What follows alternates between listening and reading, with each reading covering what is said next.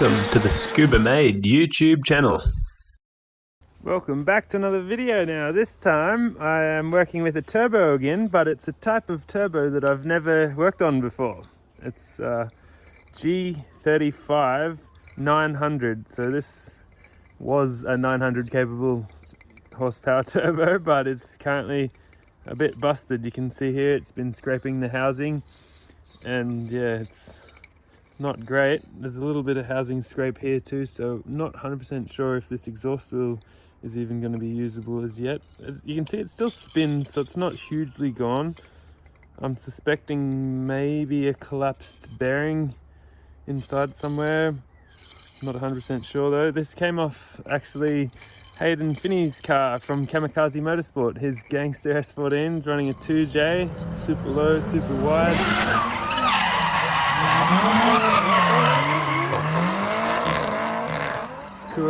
He's lent me this to try and have a go at, like, at least pulling it apart to see what's wrong with it and finding out whether or not we need to get a whole new supercore, or can we try and fix this one. So let's get into it. I reckon start by pulling this nut off and slowly pull bits off it. I'll probably try and clean it up as well, just because I like things to be clean when I'm working on them. I might try and get some vice grips onto there because there's not much to grab hold of back there.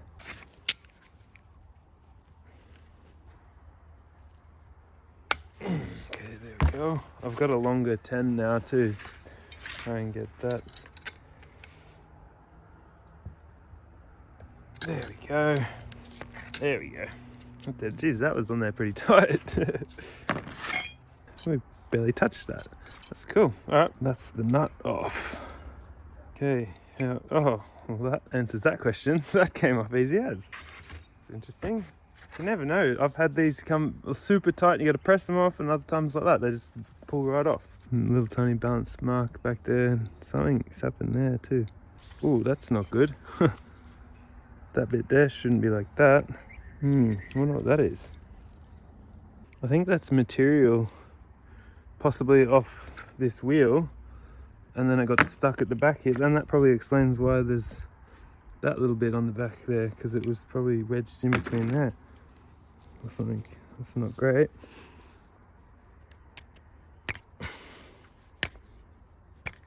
Anyway, let's keep going. Try and find what size that is. Okay, I've got a VT10, it looks like that says VT10, which seems like it goes in there. Now hopefully out she comes.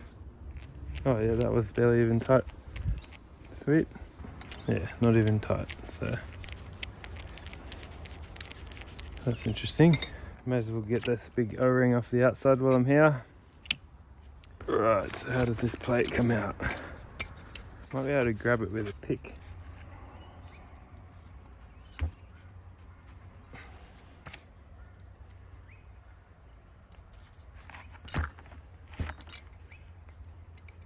I might go and get my vise. It's not coming out very easily. It might need to be pressed out from here, which may mean I better go and undo all this and that, because it might be holding it in there. To get this one off, I've got a 13mm deep drive. Oh yep, not very tight at all. So that gets that out. And then looks like we've got the same style of pin that was in the GT or GTX series as well. So pretty sure I just put a little screw on that and pull it out. Yeah, whatever. I think it's like an M2 screw or something, or 3 maybe. I don't know. It's a little screw. I just sort of do this and this, and then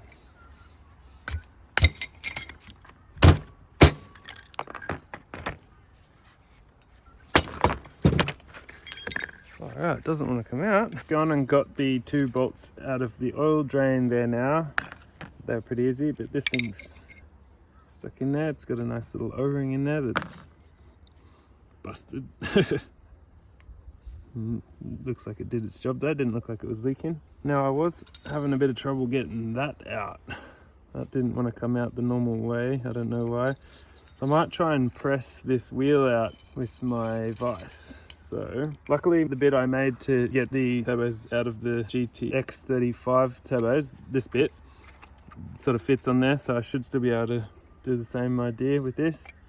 I'll just set that all up, probably put the vise here. Righto, here's my little setup in the vise now. I don't have a press, so I'm kind of using this like a press. Now as I wind this, it should push this back into here, and then all the ball bearings and stuff should fall out, but that should make it able to come apart. So I guess let's go. I've never done this before on this turbo, so I'm not 100% sure, but hopefully this is the right way.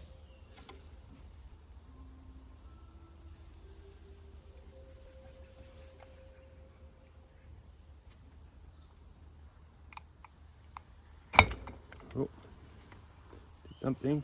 It's moving, definitely. So, oh yeah, there we go. It's not even tight. I can push that probably by hand almost. I'm expecting like possibly ball bearings and stuff to come out here now too. Okay, there we are.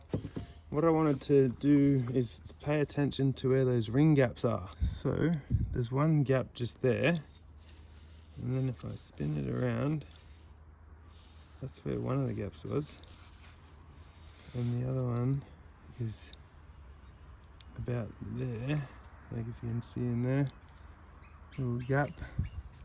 That one looks more compressed than the other one too, so that's kind of strange, but anyway, just keep that in mind. I can go ahead and get this nut off now, and I should be able to push this wheel all the way out. Okay, there we go. Alright, well it looks like the bearings have stayed intact completely, so that's kind of lucky. Oh, there's the heat shield. Move these over to there.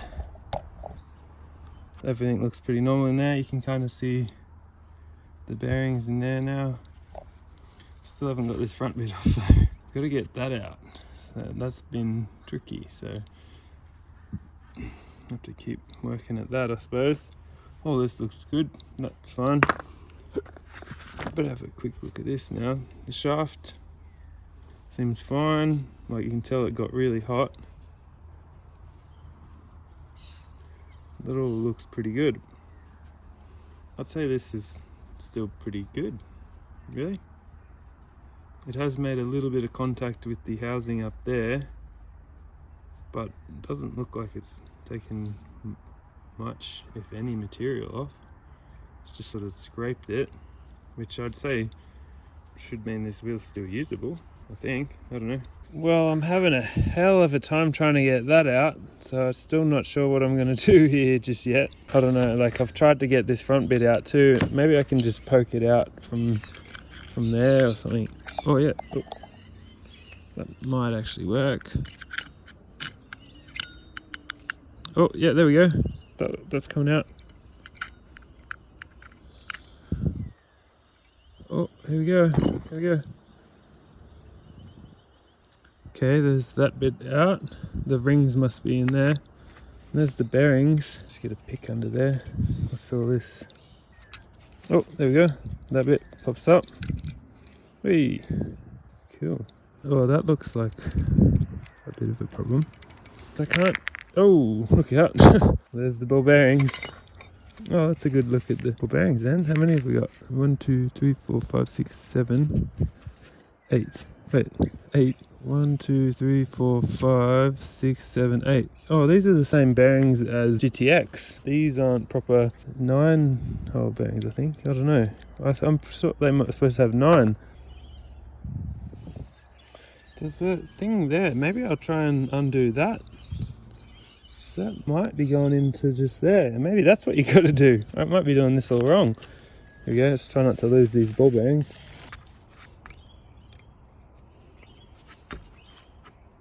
Oh, there we go. What's that doing?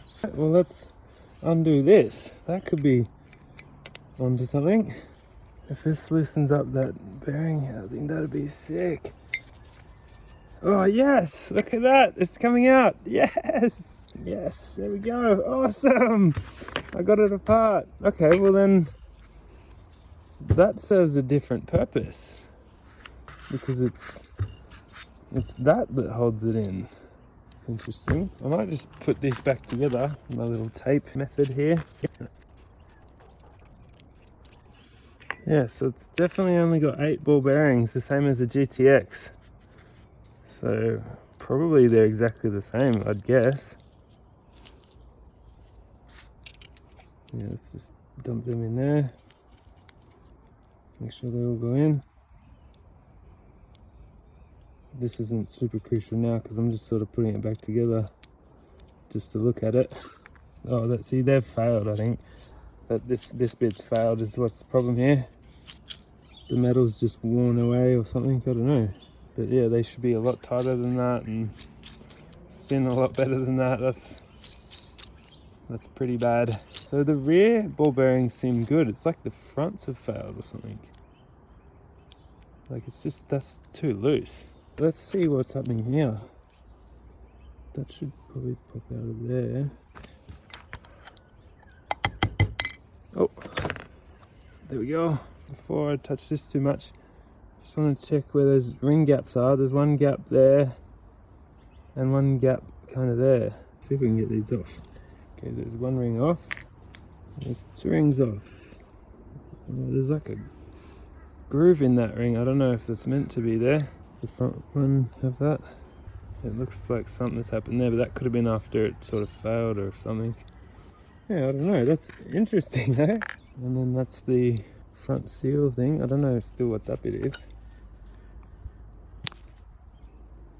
I've pretty much got the whole thing apart now. I managed to get the oil restrictor out, which was incredibly difficult, as you can probably kind of see here.